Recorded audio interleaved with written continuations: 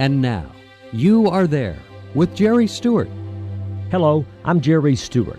Today I'll give you a puzzling question, and I'll tell you one very strange and amazing story. In a moment, you will know, because you are there.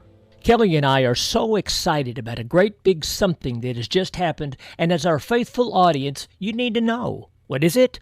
Mike Lindell, with his worldwide MyPillow company, is now sponsoring this You Are There program. Yeah, Mike's decision to sponsor this program gives us a highly patriotic sponsor to come alongside our highly patriotic program. Now, we've been following Mike for years, buying his excellent products and enjoying his product discounts. There's pillows, sheets, towels, slippers, and so much more. So please help us out by going to mypillow.com/YAT or call 1-800-968-7045. Or you can go to www.jerrystewartusa.com, and the information you need is also there. So find your products, enjoy the great savings, and use our promo code YAT.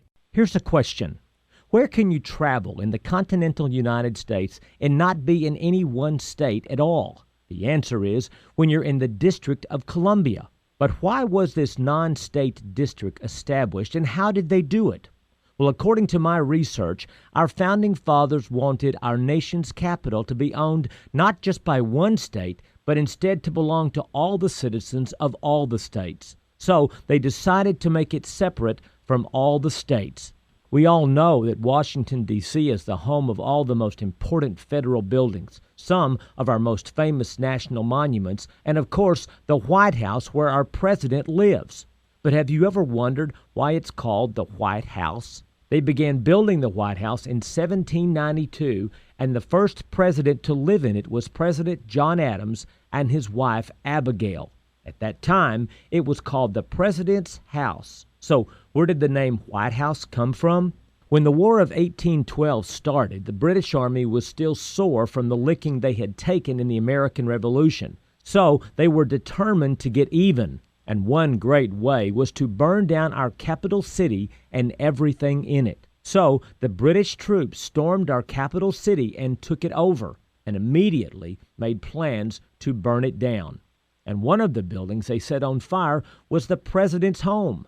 Fortunately, the house did not burn completely down, but the outside was turned black from the smoke and fire damage. So, after the war, the president's house was painted. You guessed it, it was painted white, and the people began calling it the White House.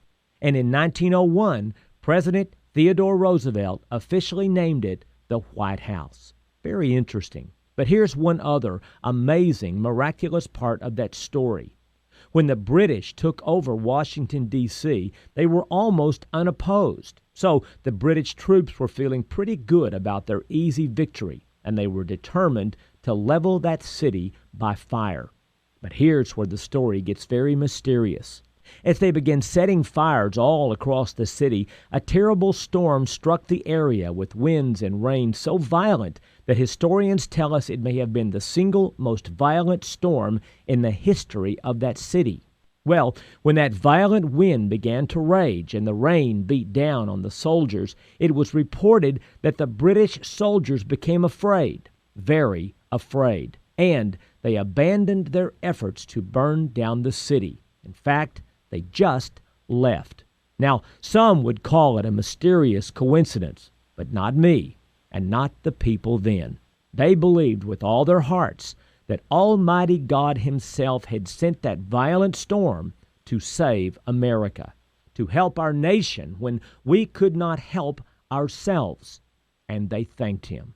In 1952, when the two words "under God" were added to our Pledge of Allegiance, then President Dwight Eisenhower said this: "Of all the weapons we possess in our nation, our spiritual weapons will still be our country's most powerful resource in both times of peace and war."